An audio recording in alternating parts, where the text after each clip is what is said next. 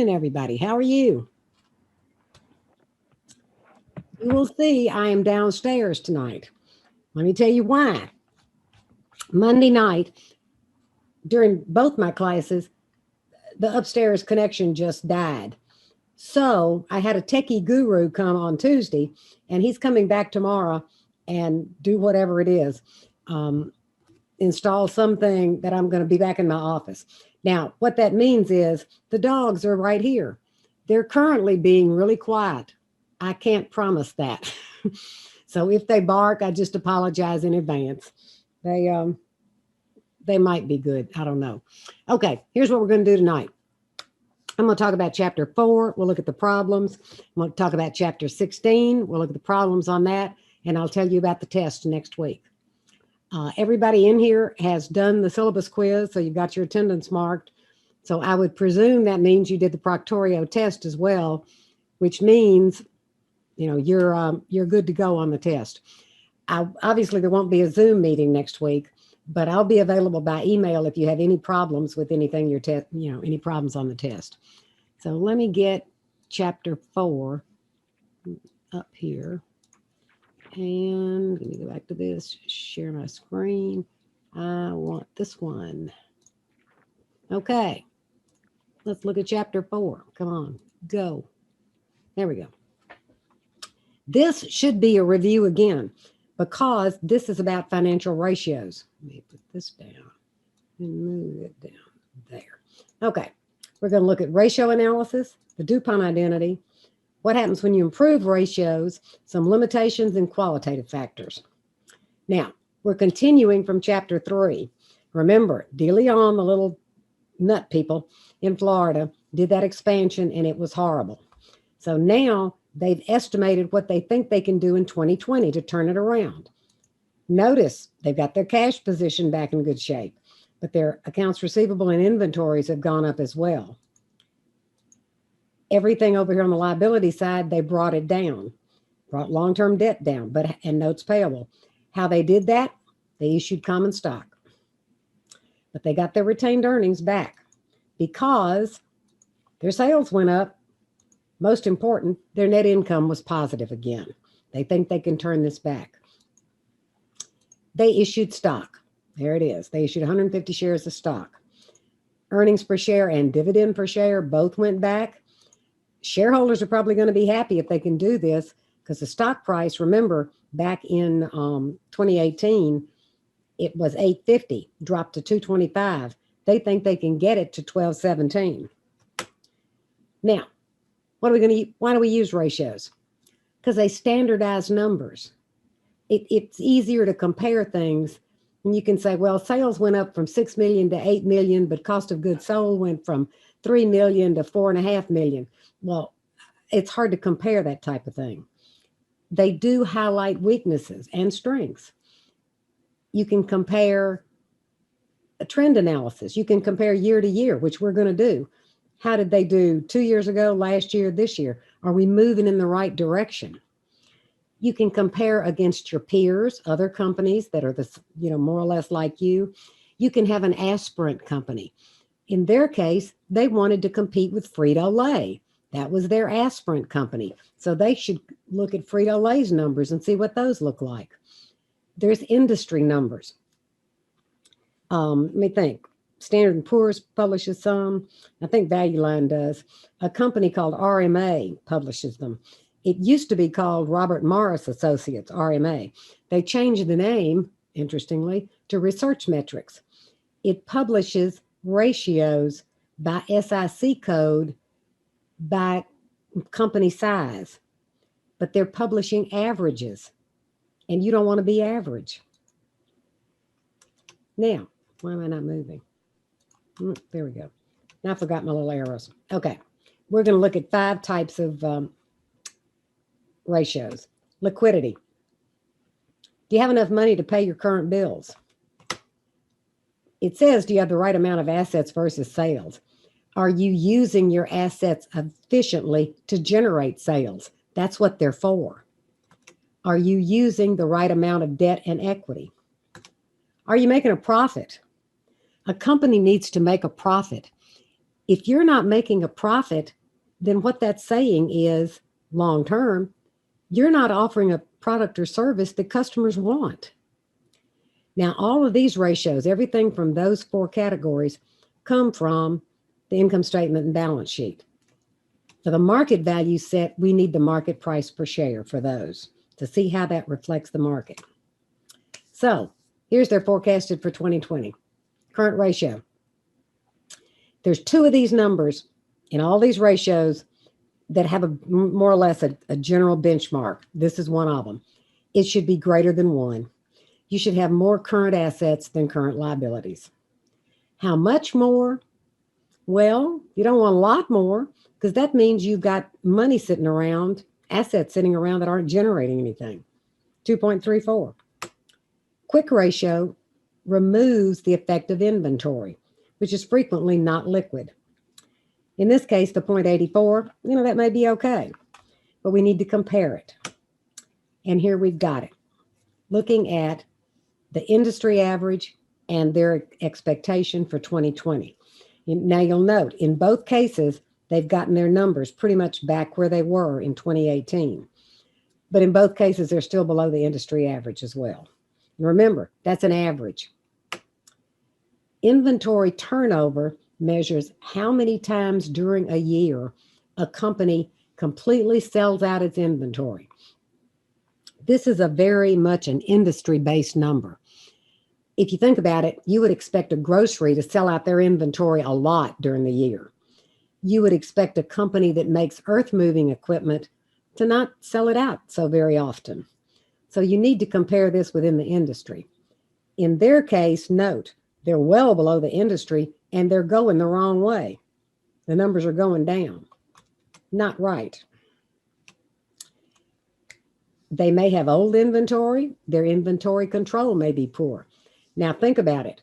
They're a food company. Old inventory is not good. You cannot sell old food. So they need to get this under control. DSO, days sales outstanding. This measures how long it takes to convert receivables to cash. Now remember, think back to chapter 3. One of the questions was, what if the sales manager wanted to change the credit policy from 30-day net to 60-day net? Well, guess what? Their customers aren't paying in 30 days. They're not paying until about average 46 days, which means they're using DeLeon's money for 16 days for free. Not good. Looking at the industry here, industry average is 32, which means the industry standard is probably 30-day net. And again, DeLeon is going the wrong way. They're collecting on sales too slowly, which could mean they have a weak collections policy, or they're giving credit to people they shouldn't give credit to. Okay, these turnover numbers, fixed asset turnover and total asset turnover. This is measuring how well they use their assets to generate sales.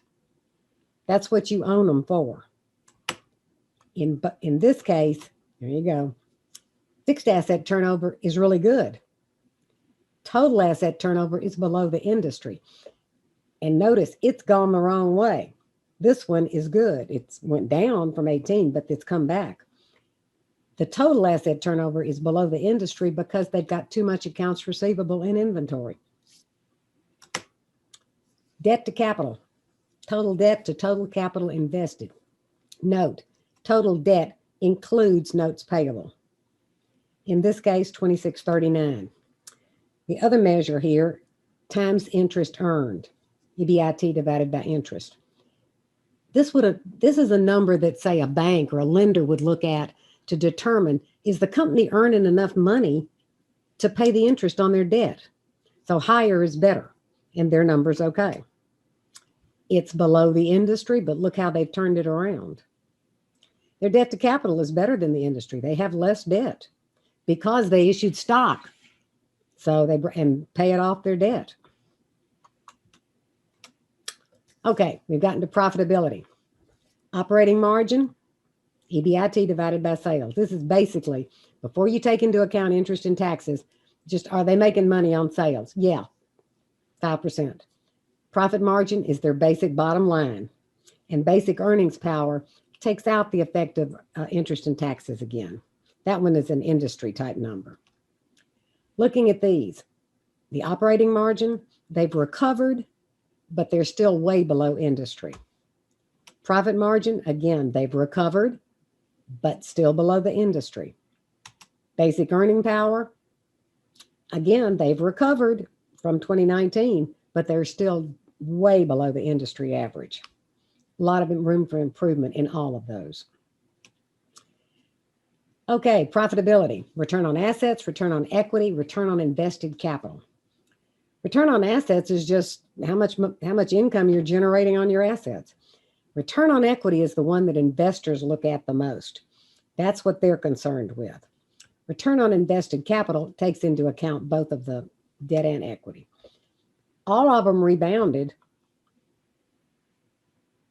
All of them, 2019 was terrible because their return was negative. So, of course, it was horrible.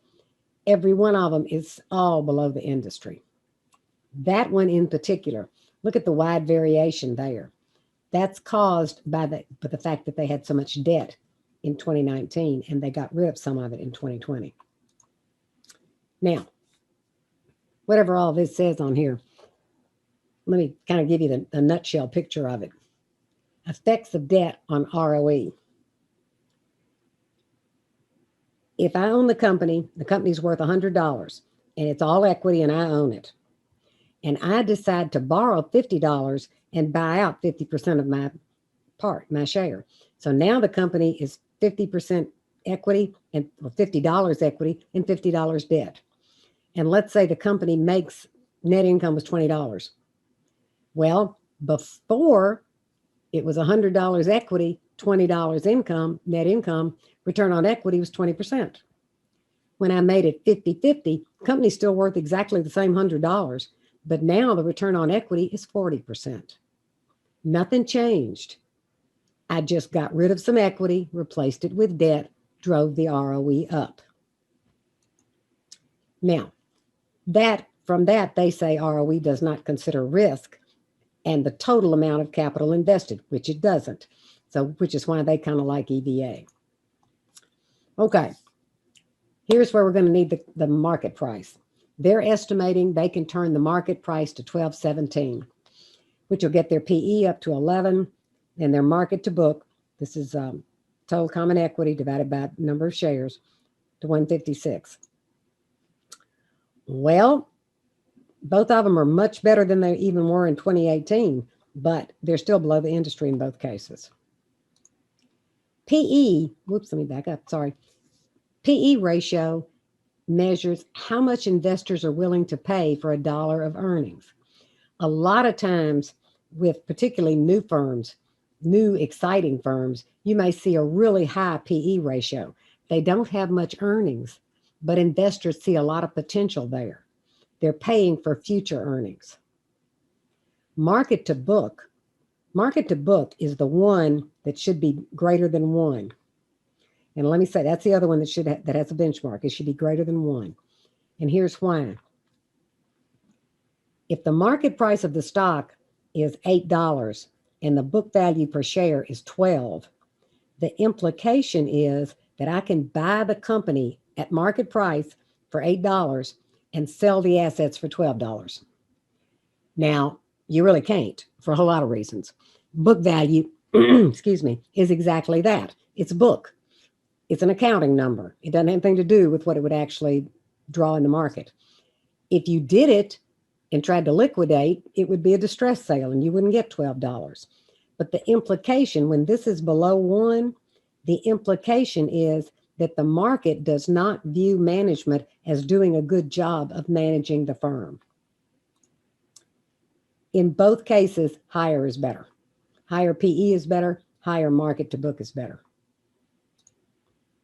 Now, we looked at a whole bunch of ratios there, and that was just the basics.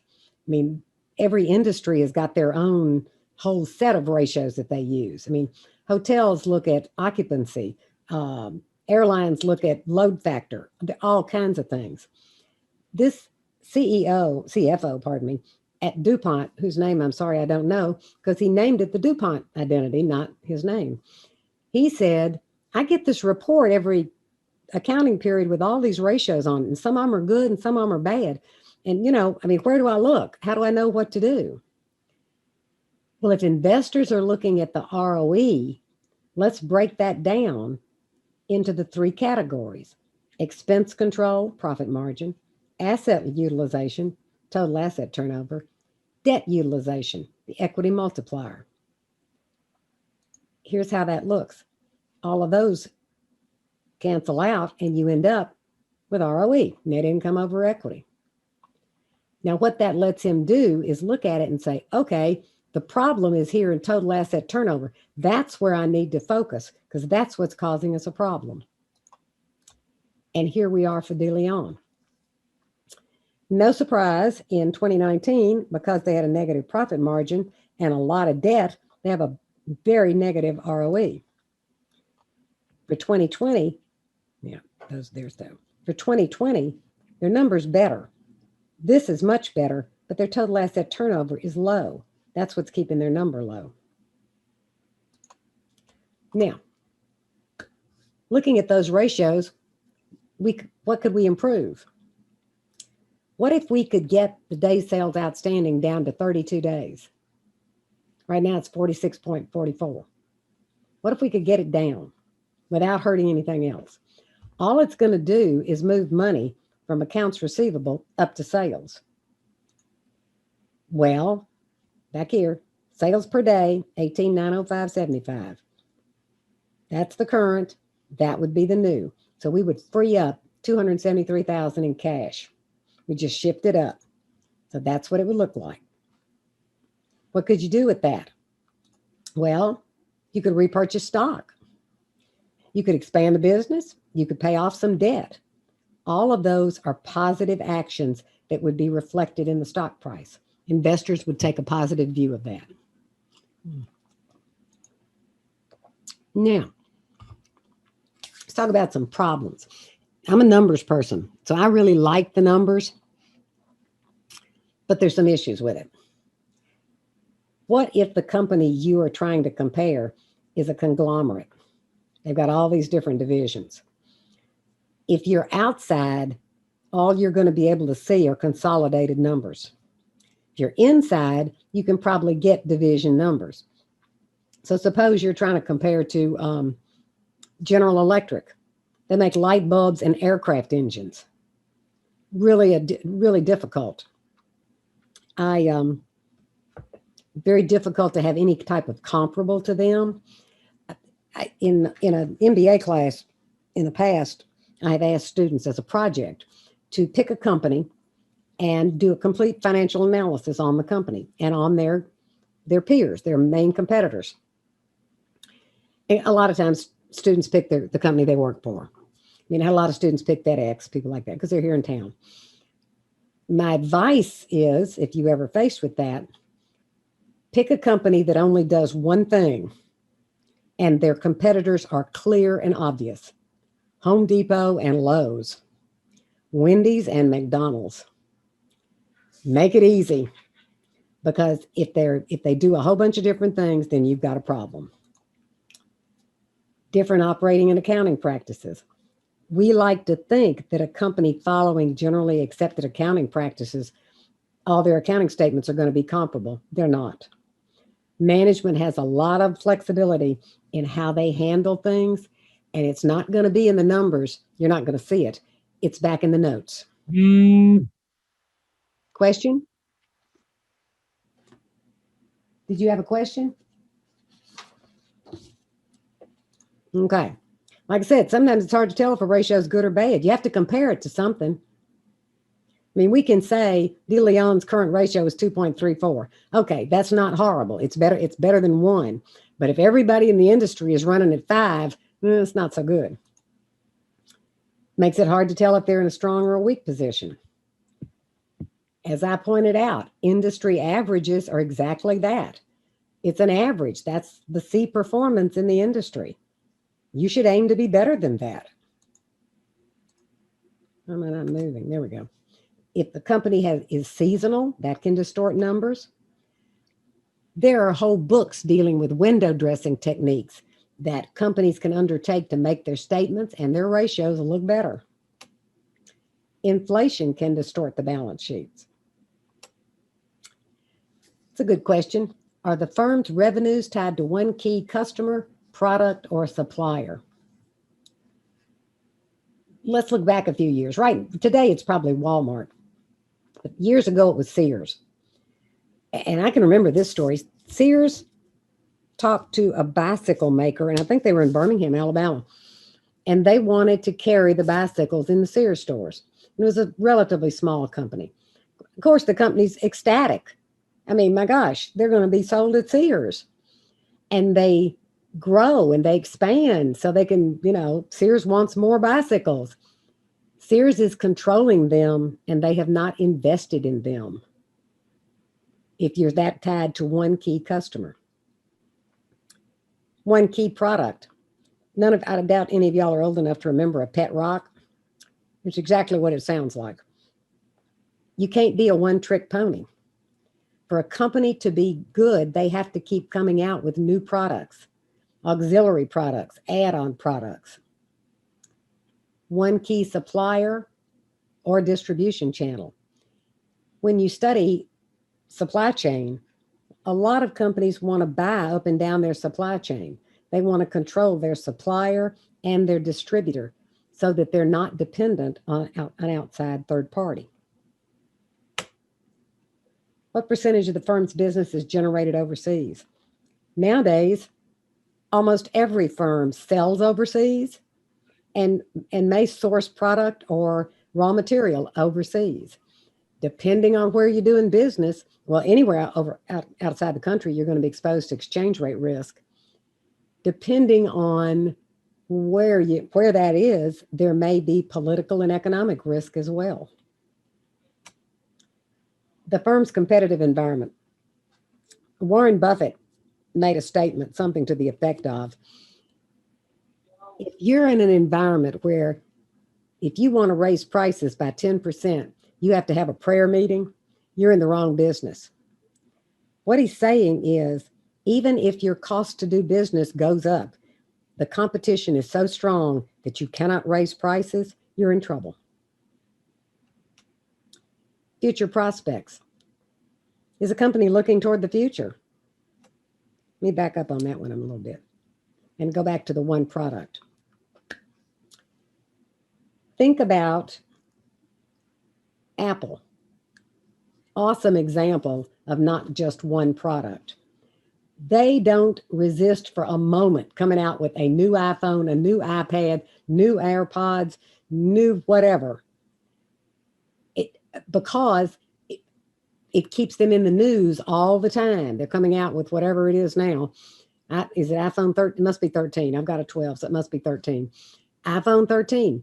They don't care because people are going to line up at the Apple store to get the iPhone 13, and they're going to buy the 12 because now the 12 is cheaper. It keeps them constantly in the news. You have to constantly keep going. Legal and regulatory environment. The one that always comes to mind on this is pharmaceuticals.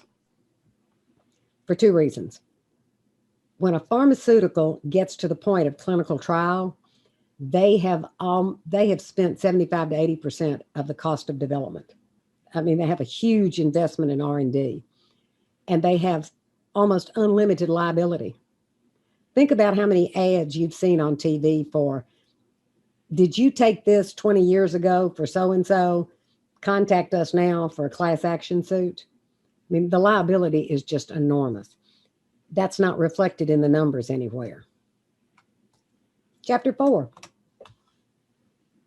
Did a lot of that look familiar to you, I hope? Look at all your happy faces. Yeah. See, Lisa's actually smiling. The rest of you, Jordan's smiling. We have some fake pictures up there. Yeah. I thought about it, but there's a camera here, so I'll do it. Okay. I'm going to look at, I'm zipping along because I've had a long day and you probably have too. And I just read a thing. It was from Harvard about teaching cases online, but it was saying that we need to take into account that doing this in Zoom is really tough for all of us. I guess that would be it. We've all got distractions around us. Right this minute, my distractions are sleeping. I can't guarantee it forever. I closed the drapery so they can't see the squirrels, but at any moment they could remember they hadn't had dinner yet. I don't know. We'll see. Anyway, so I'm going to move right along. Do we have any questions on anything? Okay, let me get up the thing I want. Chapter 4. That's chapter 4. That's the one I want. Why am I not going there? It's not going where I want. Okay, there's where I want. Now let me go back to this and share it. Chapter 4. That's the one I want. Okay, these are the templates and they're blank. The solutions, I've got the solutions. I've posted the templates out there blank for chapter 3, 4, and 16. So you can go back and try them yourself to make sure you understand how I got it. Oops, these have already got the numbers in them, don't they? Why am I not getting, why am I not getting, I can't do that.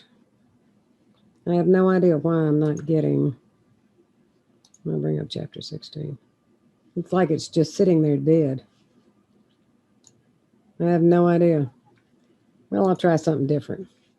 Let's look at chapter 4, the questions. There was only 2. Chapter 4, there we go. Let me get the book, which I actually have a book. I don't know why my Excel was acting weird. The question is something we just talked about. If a firm's ROE is low and management wants to improve it, explain how using more debt might help. Well, if you issue debt, now think about it. Company value is 100.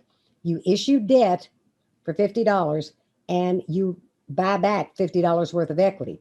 Company value is still exactly the same, but now you've driven up the ROE because you got more debt, less equity. You've got the same return, but it's against a lower equity number. That's how it works. This one coming up down here is really good. This is good for, let me make sure you're seeing what I'm seeing. Stop that share and be sure you're seeing what I'm seeing. There, I want you to see this. This is good in terms of conceptual questions for the test, not in this specific format, but like that. I don't know why my Excel is acting really strange. I'll go back to this. But a question could say, which of the following would increase a firm's current ratio, and give you choices. What this is saying is, if you do this, what's going to be the impact on current assets, current ratio, net income? Okay. Cash is acquired through the issuance of additional common stock. Well, obviously, current assets is going to go up because it's going in cash. Current ratio is going to go up because common stock doesn't go in the denominator, current liabilities. It's not going to affect net income. If you sell merchandise for cash, current assets will go up. Here's why. The merchandise was in inventory at cost. It goes into cash at the selling price. So current assets goes up, current ratio because the denominator goes up. The numerator goes up. Net income goes up because you had a sale. Remember, when you have a sale, it gets booked to sales and it gets booked to either accounts receivable or cash. Federal income tax due for the previous year is paid. Well, they paid it in cash, so obviously it came out of cash. Current ratio is going to go up. Here's why. It's going to come out of cash, the numerator, but it's going to come out of accruals, the denominator. No effect on net income. If you sell a fixed asset for less than book value, current assets is going to go up because cash goes up. You sold it. Current ratio goes up because the numerator went up. The fixed asset wasn't in current liability, so it's not in the denominator. It's going to go down. Net income is going to go down. It's sold for more than book value. It impacts net income the opposite way. If you sell merchandise on credit, everything goes up because the current assets goes up, current assets in the numerator of current ratio goes up, and it gets booked to sales. Payment is made to trade creditors for previous purchases. Well, current assets is going to go down because you're going to pay it out of cash. Current ratio is going to go up because you took it out of the numerator and the denominator. It was in accounts payable. No impact on net income. Cash dividend is declared and paid. No effect on net income, but it's going to come out of cash, which will bring down the current ratio. Cash is obtained through short-term bank loans. Current assets goes up because you've got cash. Current ratio goes down. Short-term bank loans is notes payable. That's the denominator. No effect. Short-term notes receivable are sold at a discount. Think about the balance sheet. Short-term notes receivable, that's accounts receivable. If they're booked at $10 and you sell them for $8, they come out at 10 and go into cash at 8. So it brings the numbers down. Marketable securities, same exact effect. This is the one I have, and they don't explain it to me. They just give me this as an answer. They don't explain it. Advances are made to employees. No effect. What could you advance employees other than cash? I don't understand why that's no impact, but so clearly I'm never going to ask you anything about that because I don't understand the answer. Current operating expenses are paid. It's going to come out of cash, and it's going to bring net income down.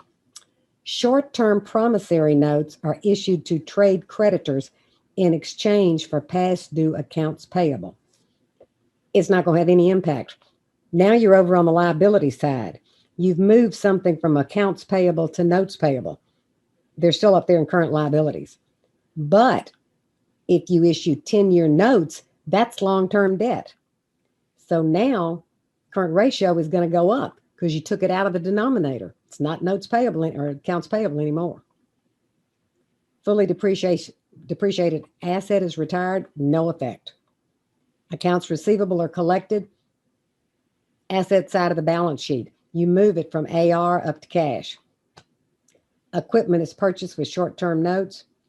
It goes into, short-term notes would go in notes payable. So current ratio is going to go down, but it's not going to add to assets. Merchandise is purchased on credit.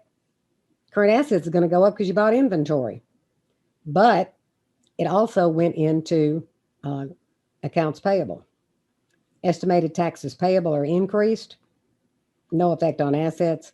It's going to increase accruals. Questions about those? Let me stop the share. Let me go back and find out what is wrong with, why can I not get this up? Okay, now I'm seeming to be getting it. Let me go clean it up. I left it up from last night, I guess,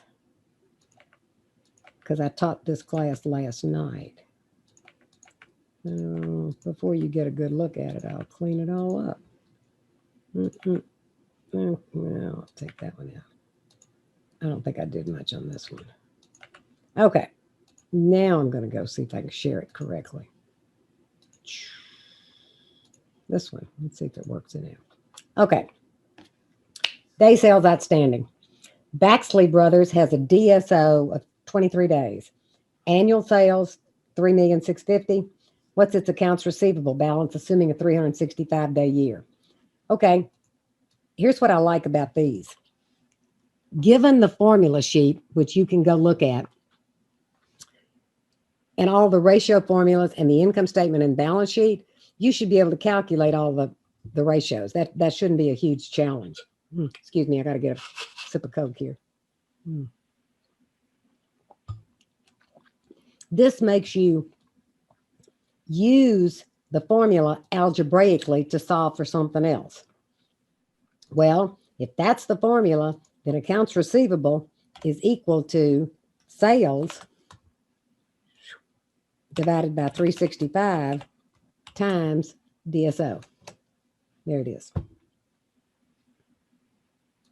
Now this one, Henderson's Hardware has an ROA of 11%, 6% profit margin, ROE of 23.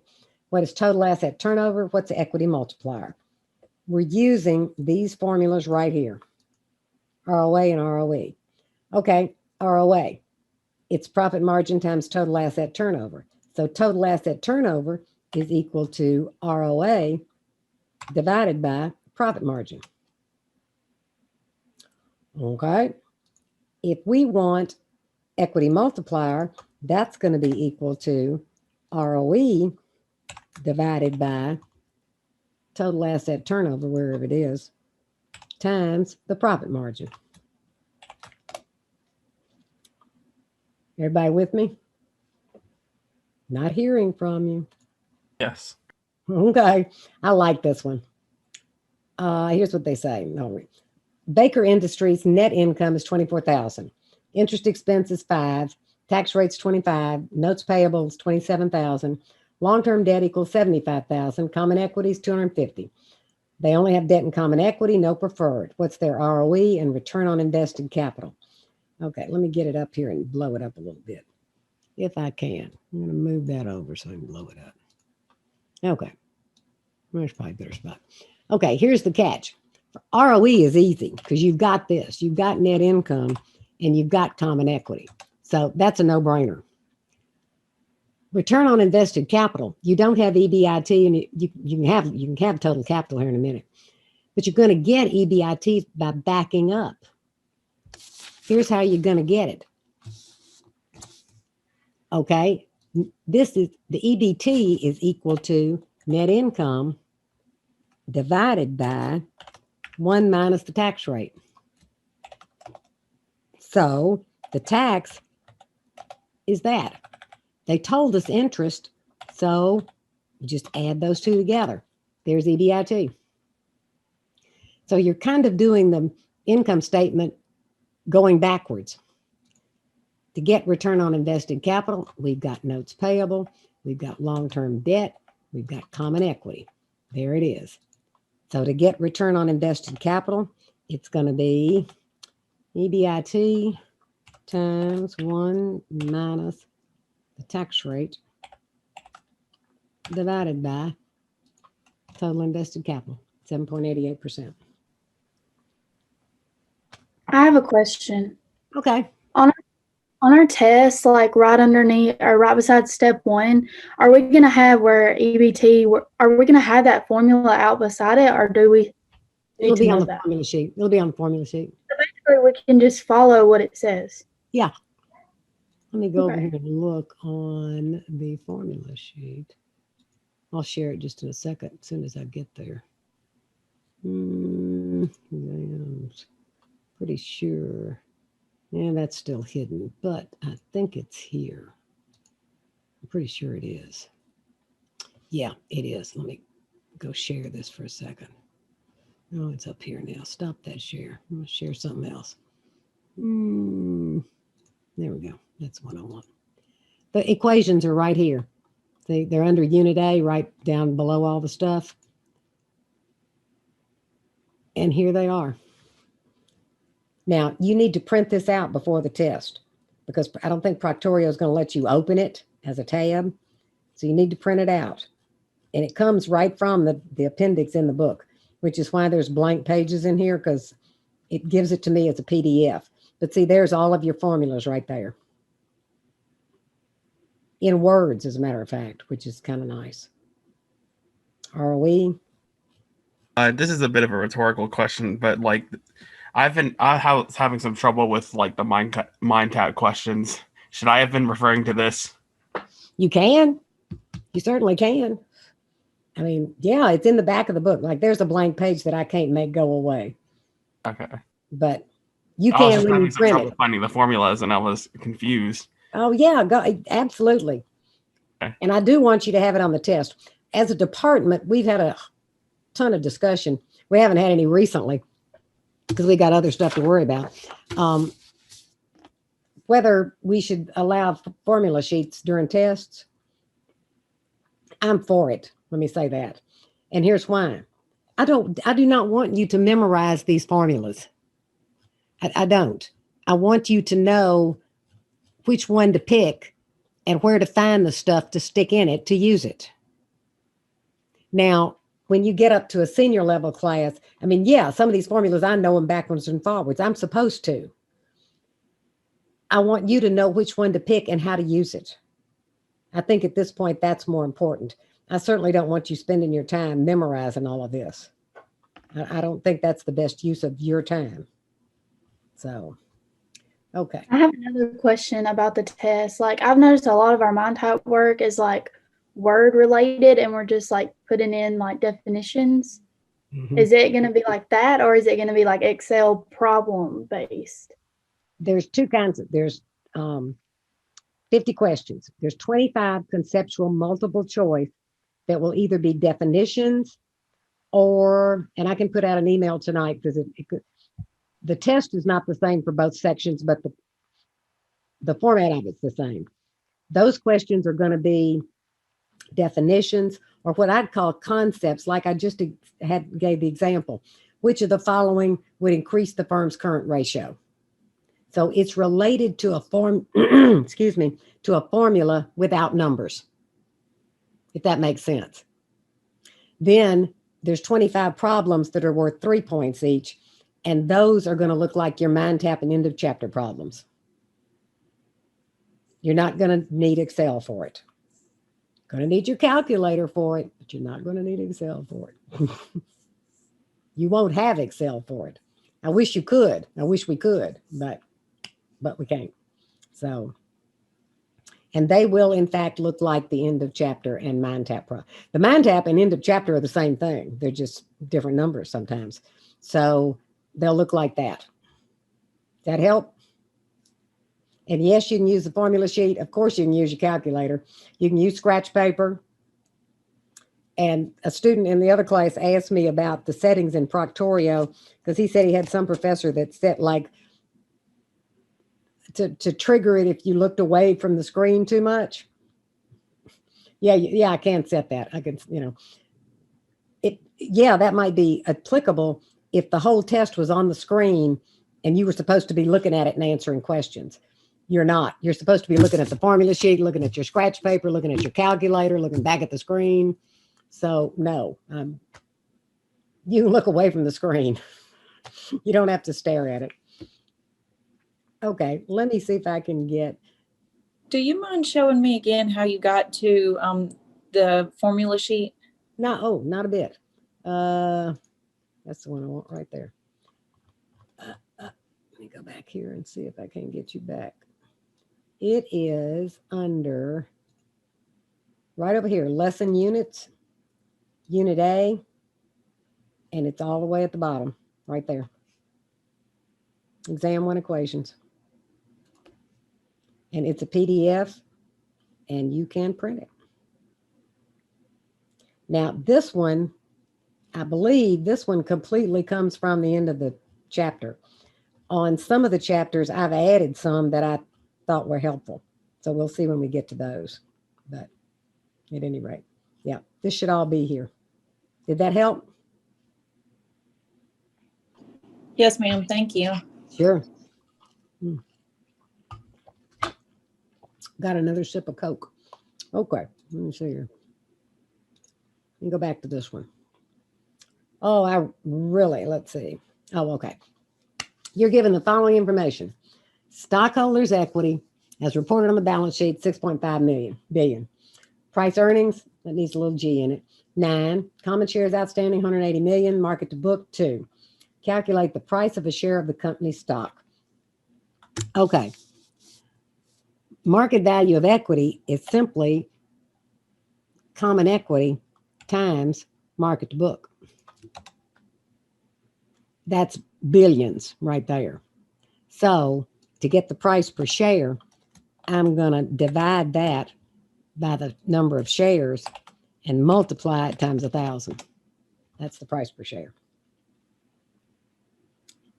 Now, let me show you the last one. I like this one. Yeah, there we go. This is kind of like one we looked at in chapter 3. In this case, though, you're given these ratios and you're given $3 amounts. And the idea is to use the dollars you're given and the ratios to fill in the rest of the balance sheet and the sales and cost of goods sold. And you can. And it's kind of like a little puzzle. Students don't seem to view it as quite as cute as I think it is. And I've used it on a test before, but only in a graduate class where they had like quite a long time. So you're safe on this. You're not gonna, you're not gonna get this as a problem. Okay, but look at what you got. First question, what's total liabilities? Well, it's a balance sheet. Sales is equal to total, whoops, I guess I could put it in here, couldn't I? Sales is equal to total assets. Look up here. Total asset turnover is sales divided by total assets. So sales is equal to total asset turnover times total assets. Well, you've got total assets and you've got the total asset turnover. There's sales, right? Accounts receivable. I need to fill that one in. I'm going to leave this for you all to go and try because it will be a good little test of, and I can show you, you can put them all in.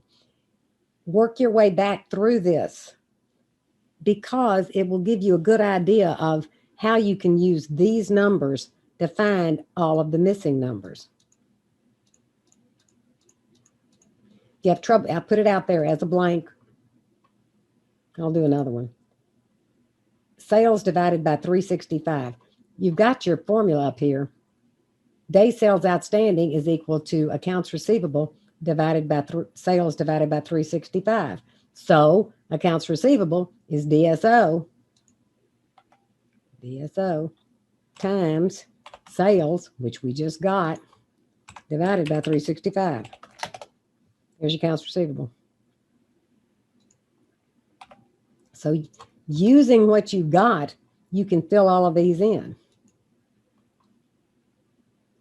Inventory turnover and continue all down the line. Do you want to see the rest of them done, or you follow the drift of what we're doing here? I follow it. Okay, like I say, I put them out there, put the templates out there, blank, all of these in the blank, so you can go and try them yourself. If you have any trouble with it, let me know. Okay, stop that share. Let me go find my other PowerPoint, chapter 16. Yes. Are we there? Okay. Share. I want to share. Chapter 16. Chapter 16 is really short. I don't want to resume it. Go away. I want to start at the beginning. Okay. Chapter 16. This fits really well, even though it's at the end.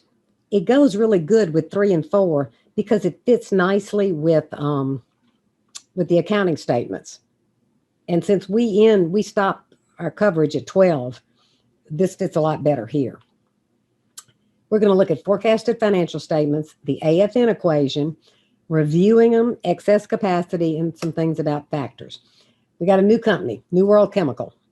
They produce specialty chemicals. They're operating at full capacity, and they're projecting a 25% increase in sales for the year. They're assuming all their ratios are going to stay the same. Here's their balance sheet for 2019 and for 20. Other half of the balance sheet and their income statement. Sales is going to go up 25%. Here's the thing. Everything is driven by an increase in sales. If sales isn't going to go up, you don't need any other assets. You don't need anything. If sales are going to go up, you may need assets. Okay, here's their financial ratios, so we can just get a look at them. Whoops, back that up. I'm sorry. Thought this was the one that had the name. Notice their basic earning power is low.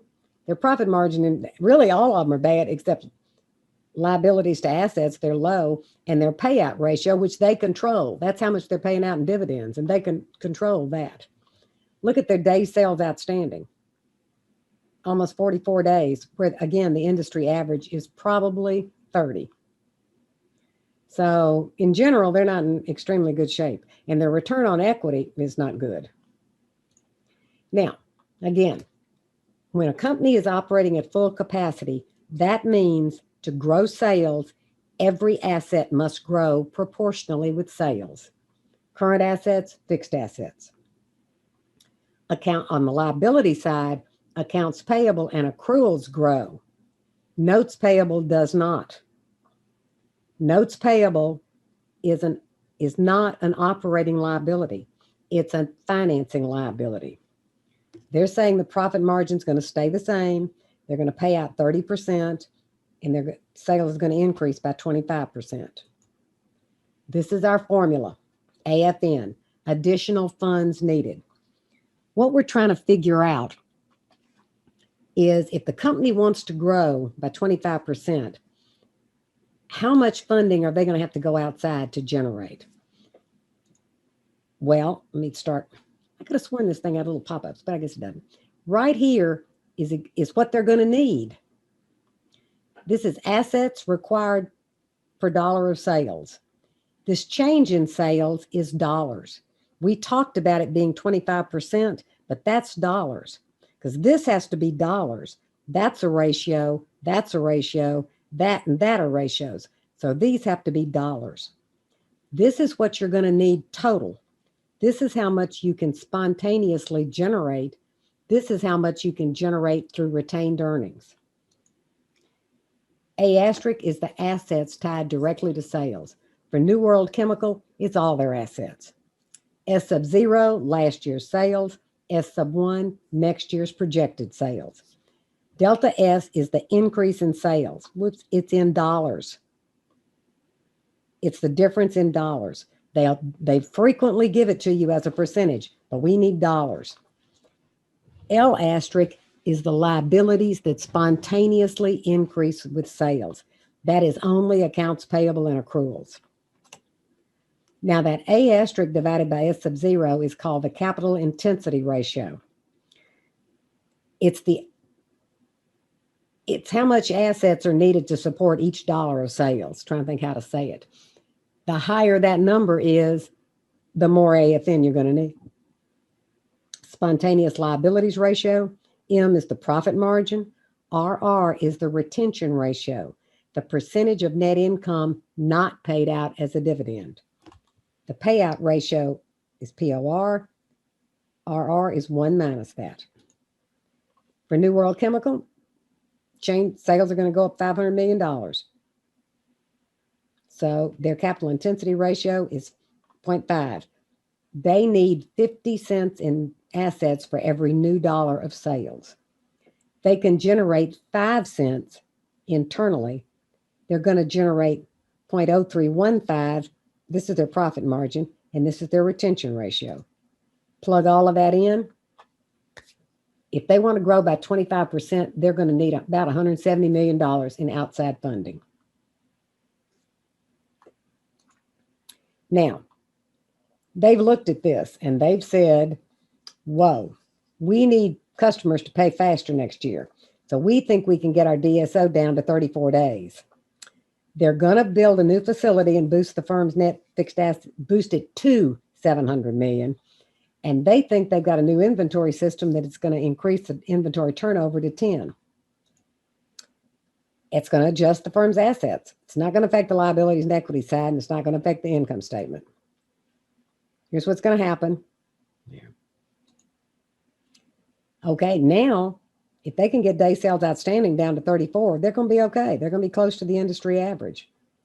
If they can get inventory turnover up to 10, they're going to be okay there.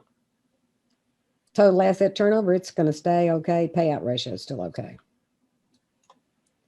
Now, let's look at their net operating working capital.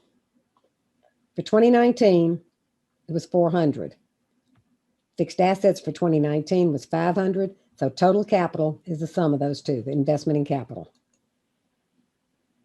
Investment in capital for 2020 is 1125.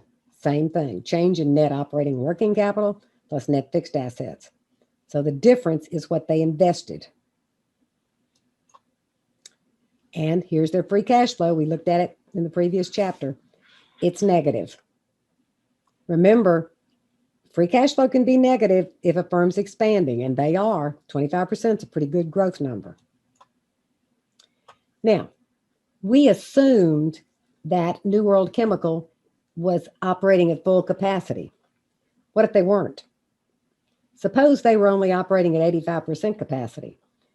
That means they didn't need to grow assets that much. They could actually, this with their current sales divided by 0.85, they could actually go up to 2353 before they need to add any assets. So they only need assets between 2353 and the projected 2500. Sales wouldn't change, but the assets would be lower. Turnovers would improve, less debt, less AFN. So here's how these numbers, here's your formula right up here. If you have a higher dividend payout, then you're going to retain less funds. AFN is going to go up because you're going to generate less internally. If you have a higher profit margin, M, this number is going to be bigger. It's going to reduce your AFN. If your capital intensity, this little guy right here, whoops, I'm sorry, that little guy goes up, you need more assets. If you pay your suppliers in 60 days rather than 30, you'll decrease your AFN because your spontaneous liabilities, your accounts payable will go up. Accounts payable is an internal source of funds. You're holding the money, you're not paying it out. Told you it was short. I have a feeling that was all new for you. Am I right? Was that new stuff? Yeah. Yes, ma'am. I kind of thought so. The ratios are, old, but this is not. Okay. Let me find chapter 16 questions. Okay. Let's share this little baby. Everybody okay? Do we need to take a break, a real quick break here? I'm trying to kind of move right along because I'm tired too, to tell you the truth. Okay. Go away. I want to share this right here. I'm getting better at this. The question is, what are the key factors on which external financing depends? Well, look at the formula. The driving factor is sales growth and capital intensity, the amount of assets required per dollar of sales. Spontaneous liabilities brings it down. Your profit margin and your retention ratio can bring it down. But remember what the formula looks like. Capital intensity and sales growth determines the total amount that you need. Spontaneous liabilities and profit margin against the new sales determines how much you can reduce that by. Okay, number 4 says, certain liability and net worth items generally increase spontaneously. Put a check next to those that typically increase spontaneously. Accounts payable, accrued wages, accrued taxes. That's it. And this doesn't have the questions there for you, so I have to read it. Suppose a firm makes the following policy changes. If the change means that external non-spontaneous financial requirements, AFN, will increase, it's a plus, minus is decrease, and indeterminate. Okay, if they increase the dividend payout, it's going to increase AFN because you're going to retain less money. Rather than produce computers in advance, a computer company decides to produce them only after an order has been received. That's going to reduce it because the firm's going to need less manufacturing. They're not going to be holding inventory. You realize this is how Dell started. Dell used to produce computers as you ordered it. You ordered it, they produced it. C, the firm decides to pay all suppliers on delivery rather than after a 30-day delay to take advantage of discounts. It's going to reduce spontaneous funds. If they pay immediately, it reduces accounts payable. That's going to up your AFN. These are also examples of looking at the equation and answering these questions. The firm begins to sell on credit. And previously, everything had been on a cash basis. That's going to increase it. The firm's profit margin is eroded. That's going to increase it. Advertising expenditures are stepped up. That's probably going to increase it because it's going to stimulate more sales. And what do you got, the last one? A decision is made to substitute long-term mortgage bonds for short-term bank loans. No effect. And the firm begins to pay employees on a weekly basis and had been paying monthly. That's going to increase it because the money that they would have paid them out each week was in accruals. They were accruing it till the end of the month and then paying it. So it was a source of cash. So that's going to increase it. Okay, let me stay. Screen is shared. Okay, and go look for the other thing I want. Chapter 16, number 1. Okay, here we go. I can share this baby. Chapter 16. I'm getting better at the sharing thing. Okay, why is it? There we go. Oh, good. It's got the question there, so I don't have to have the book. Carlsbad Corporation sales are expected to increase from $5 million to $6 million, or 20%. Its assets totaled $3 million at the end of 2019. They're at full capacity. End of 2019, current liabilities are $1 million, consisting of $250,000 of accounts payable, $500,000 of notes payable, and $250,000 of accrued liabilities. Profit margins forecasted to be 3%. Forecasted retention ratio 30%. Use the AFN equation to forecast additional funds needed. Okay, here's your key right here. Only accounts payable. They're going to give you notes payable in the problem every single time to try to sucker you into using it. Do not use it. It's accounts payable and accrued liabilities. They may refer to the increase in sales as a percentage. That isn't what you need. You need dollars. So here's what we've got. S sub 0 is the 5 million. Let me go up here. Assets, they said they're at full capacity, so there it is. S sub 1 is the 6 million. So the change in sales is the 6 million minus 5 million. Spontaneous liabilities is accounts payable plus accrued liabilities. And your profit margin is right there. And your retention ratio is right there. And I have no idea why they're to the left. When you've got all of those put together, there you go. We can get each component. It's going to be, I guess I should do it. Actually do it. That divided by that times the change in sales. And this is going to be liabilities. Whoops. Pardon me. I need to do that. There we go. Spontaneous liabilities divided by current sales times the change in sales.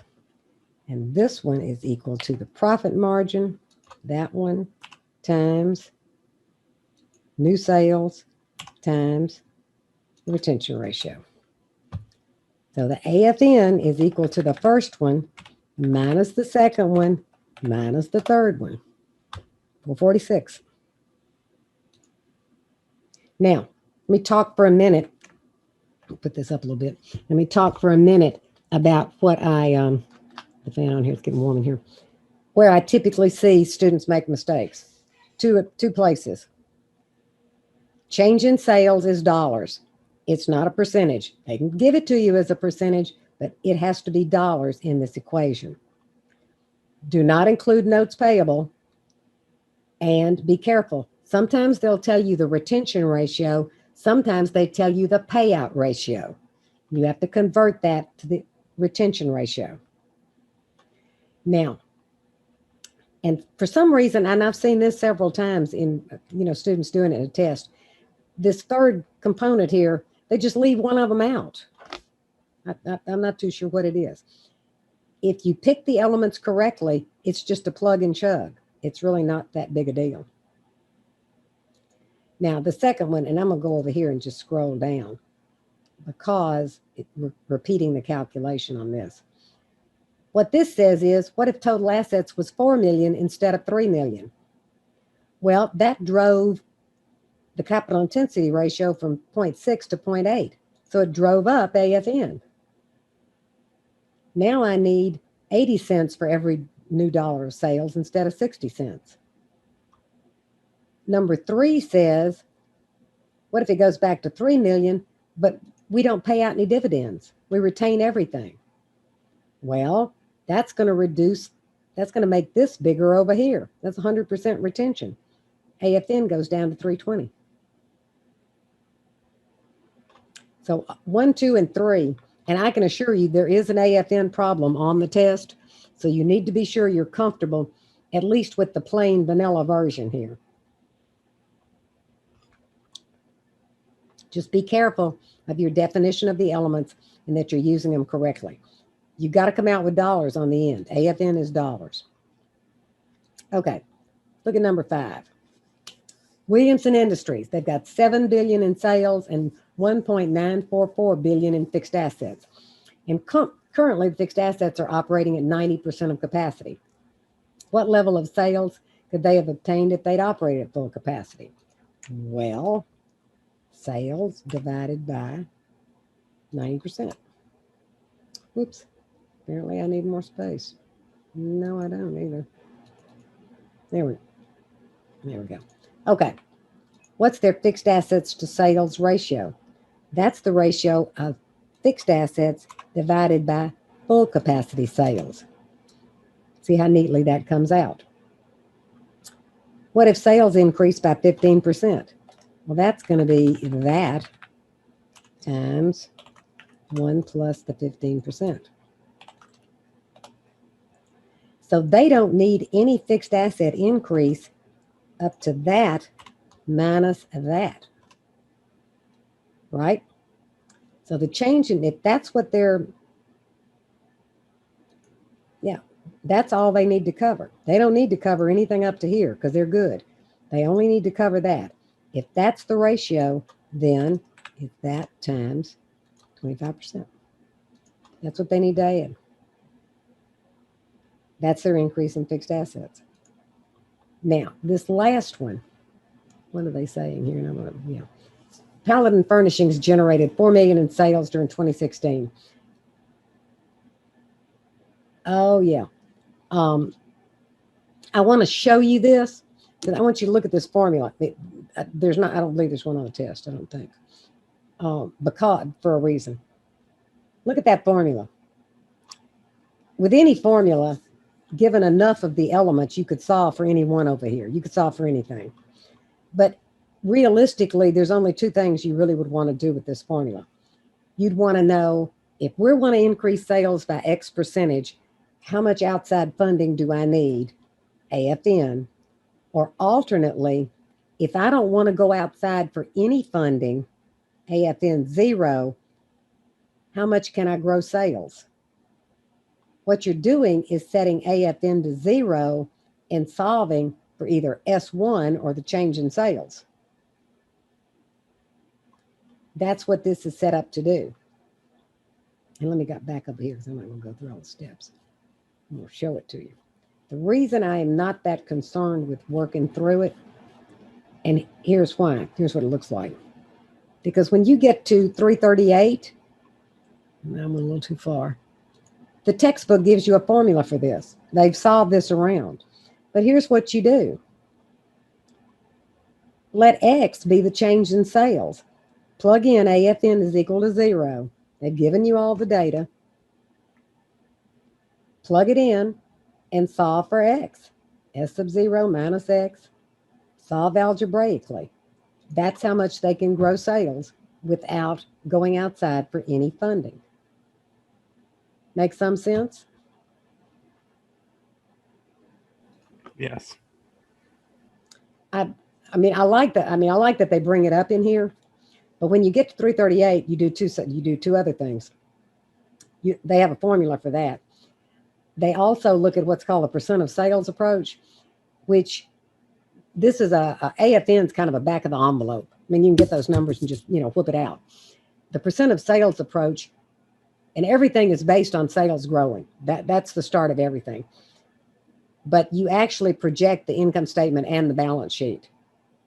And AFN is the difference in the balance sheet balancing. That's how you get it. And I think you study that in 338. We do it again in 431, and we do it in the graduate class as well. We do it in the MBA as well. It's a little bit more refined because you're going line item by line item. So you can be more exact about it. But AFN's a good start. Well, I managed to do that fast enough. But that's what I was going to cover tonight. So what do we got questions about? You want me to keep babbling? Probably not. Like I say, I read this thing from Harvard, and it was actually talking about teaching cases online, which I am doing. I have a cases class. But it was saying that we need to realize that online is different, not only the distractions around, but people can only stay focused for so long. I mean, you just can't. You can't look at that. You can only look at that screen for so long. So questions about anything, questions about what we covered tonight. Chapter 4 shouldn't be much of a deal because the ratios really should be a review for you. I like problems that make you use the ratio equation or formula to solve kind of backwards for something. Use your algebra skills. I was a math major. I want you to use your algebra skills, but it's basic algebra. Just, solve for something else. AFN is definitely on there. I just flat out a problem, much like I'm going to say number 1 for sure. 16.1 is on there.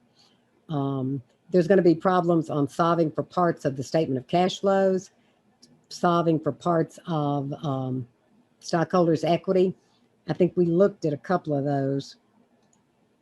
Let me see if I can find them. Get them over here. Not questions document. That's not what I want. There's what I want. 3 and 4. Probably be 3. Chapter 3. Let me see. No, that's not what I want. There, let me get this and put that down. Let's see if I can find the one I want. Yes. Okay, I can find the one I want.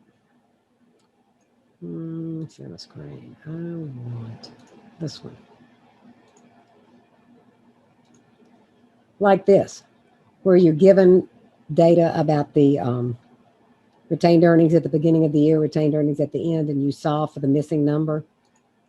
Same thing over here, statement of cash flows, you're giving numbers and you solve for what's missing. That type of problem. Those would be out there. Stop the share. Okay. Test has got 25 multiple choice at 1 point. Conceptual, 25 problems at 3 points each. They're multiple choice as well. Questions? Anything? I know, I zipped through that in a hurry, but I talk fast. What did I say? This is recorded, so you can go back and listen to me again, or you can go listen to the recorded chapter that's got footnote, it's got closed captions if you want that. Or alternately, you can pull up the PDF, which has got the script of the recorded session, which probably sounds a lot like what I just said. Any questions? Tamisha, Schaefer, Jordan, Faith, Angela, Tina, Madison, Bailey, Lisa, Jada? We're okay. No question. Okay. While you're studying, if you have any questions, do not hesitate to email me. I will be right here. Obviously, there's a Zoom session scheduled for next Thursday, but I'll delete it because it did it recurring, every week. But I will be here if you get into any trouble. The exam is, you have 3 hours for the exam, but it's open from 4 p.m. to 10 p.m. So pick your 3 hours whenever you want to do it. I thought that would give you some leeway in your time as to when you wanted to do it. Dumb question, but if I start the exam at like 10 p.m., does that go until 1 a.m.? Or No, you have to start it 3 hours before. okay. Okay. Yeah. You can't start it. No, you have to start it when you've still got 3 hours left. If anybody has a problem with that, let me know. We can work around it. But I thought this class is supposedly a 2.5 hour class, but because we're pretty muchly, this is pretty muchly online sort of, I'd just give you a good window to do it. You know, if you want to do it early, go for it. If you want to do it kind of during the class time, that's fine. If you have any problem, let me know. If you have any questions while you're studying, let me know. I'm here. I am happy to answer. That sheet you pulled up earlier about how things affect the balance sheet, is that online? No, that is not. I am sorry. Because it's in your textbook, but the answers might be there. I'm gonna look. I don't think the answers to the questions are there. The answers to the problems are there. You look at them, and I can answer some for. I can try to answer some for you. We're not allowed to post solutions to anything. We're allowed to post the answers, though I just went through and worked the solutions for you. In this environment where we're all recording stuff, I'm not too sure it matters so much. But the policy is we're not supposed to post the solutions. That makes sense. Yeah. What can I say? Like I say, I'm not sure since we're all recording. Virtually. There might be a live 331 somewhere in Oxford, but I don't know. If you go through there and have a problem thinking about it, and it'll be in the recording. It's in the recording. You can go in there and take a screenshot. Whatever that little thing is I used to take screenshots. What is it? What's it called? The snipping tool. Take screenshots. So you could do that. Yeah. Any other questions? I can't think of anything else. Hopefully, by the next time we meet, I will be back upstairs. Haven't they been good? They are being so good, and they're right here in their little beds. And I hadn't fed them yet either. This is truly amazing. You have no idea. I closed off the draperies so that there's a huge big window that looks out on the backyard, and it's lit. It's lit out there. If they see a squirrel, a chipmunk, the neighbor cat, God Lord only knows, they'll be hurling themselves against the window. They're very cute. What can I say? Have I got their little pictures? I'll show you their little pictures. They're so cute. There they are. Share their little pictures. I'll share their little pictures because they're adorable. I do have a question though. Oh. That was immediately following grooming. We always take pictures immediately following grooming because they don't stay totally white that long. But they're very cute. There they are.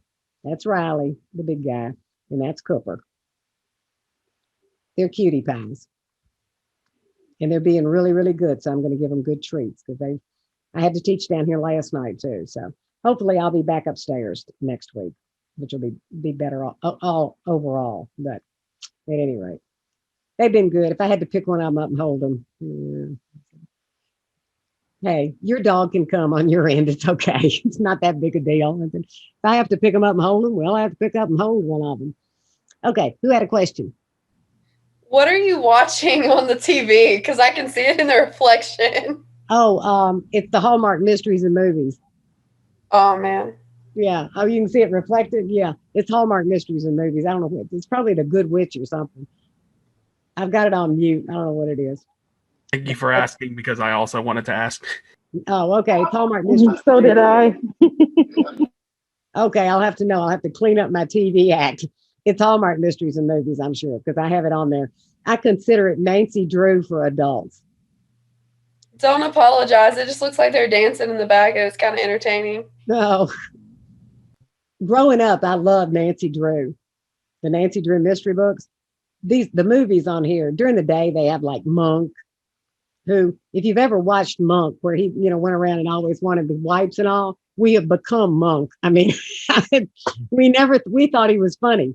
Now we are Monk. They have Matlock and I forget what, Diagnosis Murder, and some days they have Magnum PI. I just kind of let it run. But the movies that they have are pretty much Nancy Drew for adults. They always work out. The bad guy always gets caught.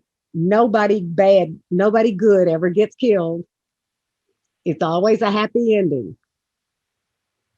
It's just kind of nice. Just let it play, just let it play back there. So, yeah. It's an ad right now for something. I don't know what it is. Anyway, you can ask anytime. Yes, there's a mirror. Anyway, any other questions? Thank you all for being here tonight. Have a good weekend. Test next Thursday. Any questions in the meantime? Y'all hadn't had me for class before. My other classes, 334, 334 in my cases class, of course. Most of them have had me for class before. So they know I will answer any question anytime. I stay up really late at night, so you can email me really late. It doesn't matter. I will answer. If I see it pop up, I'll answer. That's it. I do not mind. Ask anything. There's a thing about life's rules. If you don't ask, the answer is always no. Think about that. If you ask, the worst thing I can say is no. Right? So go ahead and ask. If you don't go for it, you'll never get it. If you don't move, you're going to always be in the same place. There's the three rules for the day. So I do encourage you, any question at all, I do not mind any time. I want y'all to do good on this. Once you see this first test, that's what they're all going to look like. So this will give you a good picture of what a test is going to look like. I think, if I'm not mistaken, I'm pretty sure I've already done them all and got them up there. I think they're all 25 at 1 and 25 at 3. I think they're all like that, all structured exactly like that. So this will give you a good picture. Also, when you see the problems, then you'll know, okay, this looks like my mind tap problem. So, you'll have a good picture of studying for it.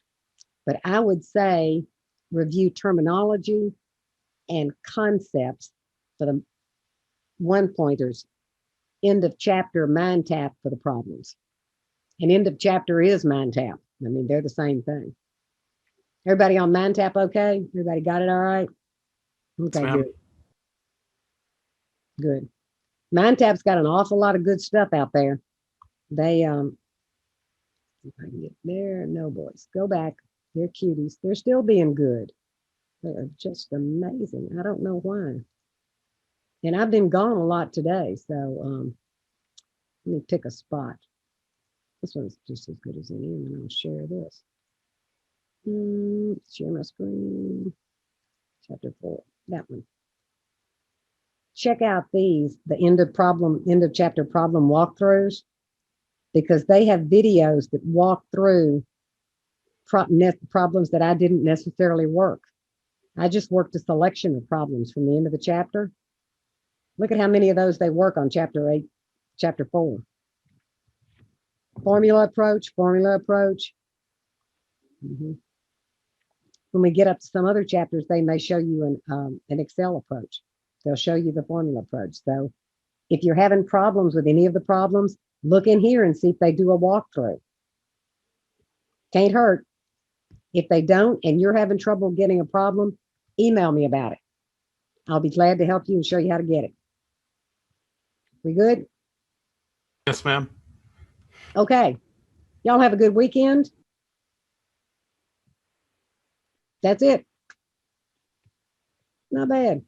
Thank you. Thank you. Thank you all for being here. I want you to do good on this first test. Oh, don't forget, after the first test, we'll start chapter 5. You're going to need a calculator. You're going to need a financial calculator. Where's that little environment? No, boys. Don't anybody move. You need Texas Instruments Business Analyst 2. Should be about $30 at Target, Walmart, etc. and so forth. The reason you need it, see those, let me get it up where I can show it. See those little keys right there, those little gray keys? They're the time value of money keys. They are going to do basically everything we need to do in chapter 5. Now you can do it with another calculator. You can do it without the time value of money keys. It's just going to be harder.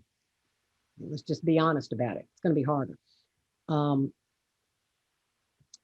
This will be particular. It certainly, let me say this. There's 2 versions of this. This is the student version. I think it's $30. There's a professional version that runs somewhere around $50. If you're thinking about majoring in finance, you might want to think about the professional version because it does do some more stuff. If you're not, then this one will be just fine. It's going to do everything we need to do. It's exactly what it's meant to do. That's what it's designed to do, is what we're going to do. And we started with chapter 5. So you're going to need it 2 weeks from tonight. Okay. And there's plenty of tutorials out there using this. You might want to look at some of those. Let me go back and do that. Exhibits. Calculator tools. Is this it? Yep, here we go. No, well, there's the intro to it. No, I want this. I want this. How come I'm not got it anymore? How come my Zoom is doing strange stuff? In the slideshow. In the slideshow. I have no idea where that went. In that slideshow. I don't either. How come it went away? Show the video. I want to hide the video. I want the whole thing. There we go. Okay, now let me go over here and see what I was going to show you. That's not it. That's not it. Ah, that's it. There we go. This is under exhibits and utilities, calculator tools. There's an intro to the TI business analyst too. There's also under exam 2. There that is. This is using the TVM keys. Time value of money by hand doesn't mean by hand. It means not using the TVM keys, using other keys. This is using the cash flow worksheet. This has to do with chapter 7. So there's a bunch of video tutorials out here that are very short. And they're me. They're all me. I'm the one who created them all. So it's all me talking. The calculator is up on the screen. I'll show you what it looks like. And enter. So you can see number of decimal places changes. And it'll get you introduced to the TI business analyst too, if you're not familiar with it. So I'll try to remember to remind you after the test next week. But for the test, any calculator will do. Because accounting is just add, subtract, multiply, divide. Just, whatever you've got. But beginning with chapter 5, I highly recommend this. A lot of times, I know I've had students who have some of the really fancy, the TI 86, 87, 83, 86, 87, the really expensive ones. They'll do it, but not as easily and as straightforward as this will. So I don't require you to do it, but I highly recommend you do it. Below the $30. Come on, go for it. It's not that bad. It's truly not. Or maybe you can find somebody who wants to sell you a used one or loan you one, whatever. Okay, any questions? Otherwise, I will wait to hear from you if you have any questions, and I'll see you in 2 weeks, hopefully from upstairs, back in my office again.